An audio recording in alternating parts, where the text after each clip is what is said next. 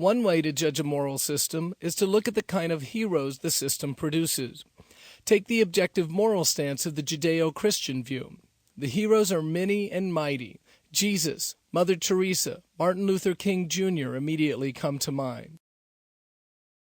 But what kind of hero best exemplifies ethical subjectivism?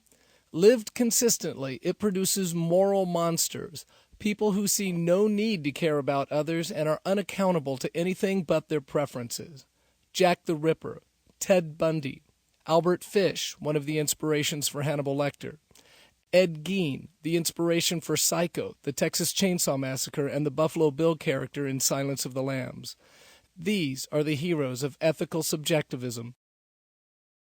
Morals are not opinions or personal private decisions, and they're not descriptions of behavior. They are prescriptions for behavior and motives that have the force of a command. They have a sense of obligation and oughtness that is universal, authoritative, and applies to all people in all places at all times. One way we come to moral knowledge is directly. We know it through intuition. This immediate knowledge is important because some things are known only in themselves. No investigation of facts or reasoning is required. This is precisely what's demonstrated by clear case examples like torturing babies for fun is wrong. Nobody has to investigate this claim before they can take a moral stance on it. Our intuition enables us to recognize it as self-evident. Just because we have moral intuition does not mean we don't have to develop it, however. Even though we have an intuition for logic, we still have to cultivate a reasonable mind to better act on that intuition. The same is true with moral intuition. We have to cultivate our minds to be sensitive to it and to act on it. There are several ways to show that all people, even self-professed relativists, actually believe in objective morality at their core. As we've seen, one way is through clear case examples. These examples don't have to be confined to outlandish claims like the torture example. Often, conversations present opportunities to make this point in a much more personal way. Christian thinker Francis Schaeffer was a master at this. He once had a conversation with several students, one of whom disagreed with Schaeffer's moral objectivism.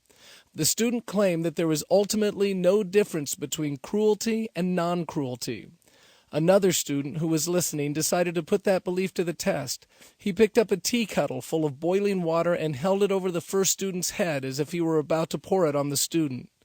He then said, "There is no difference between cruelty and non-cruelty." The first student realized that in his worldview he couldn't object to the threat, and he got up and left the room disillusioned. What makes these kinds of situations so powerful is that they are opportunities to take the conversation out of the abstract and put it into the everyday world we all live in. In this light, the force of the objectivist position is undeniable, no matter how hard someone tries to resist it. Another way of exposing objectivism in a relativist is to discover their passion and relativize it. Let's say, for example, a relativist believed deeply in animal rights. A moral objectivist could tell the relativist how he's trying to find a new shampoo and just tested out a couple of brands by rubbing the shampoo into the eyes of a dog to see if there was any adverse reaction. The relativist will betray what they say they believe and object to these actions, and rightly so. But by objecting, they demonstrate the reality of moral objectivism. Moral laws are not personal opinions. So, objectivism stands out as the only coherent view of morality and the only way that can be consistently lived out. At this point in the argument, all that's been shown is that there are very good reasons for believing that objective morality exists. Two questions now arise. Where did morals come from, and why should we obey them? To find the source, we should look at the characteristics of morality.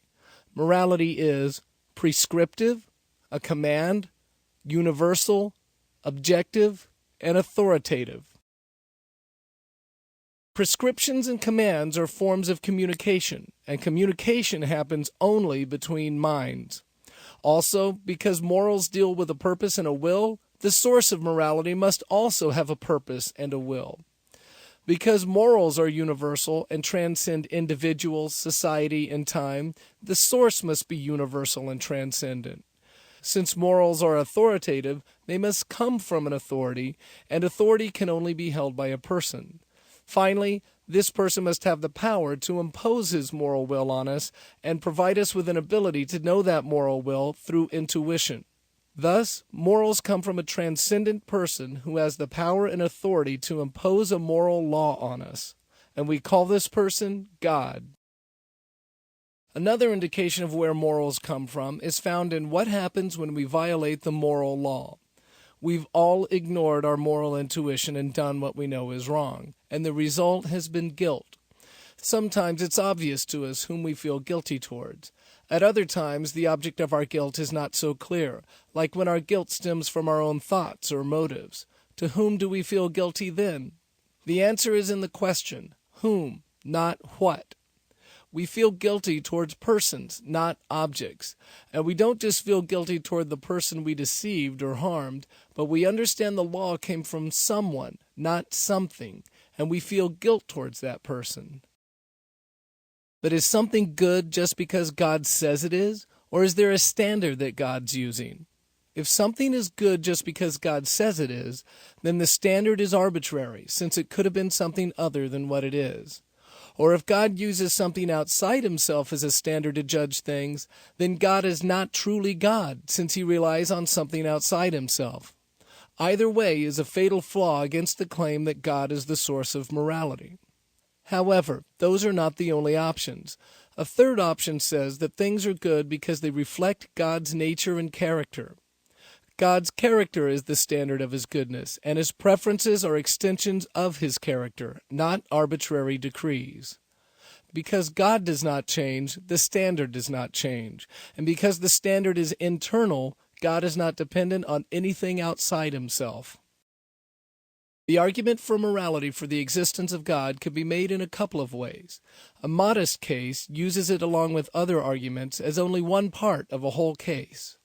Others have made transcendental arguments with it. This approach asks what the necessary preconditions are for objective morality and argues that only the God of the Bible can account for it.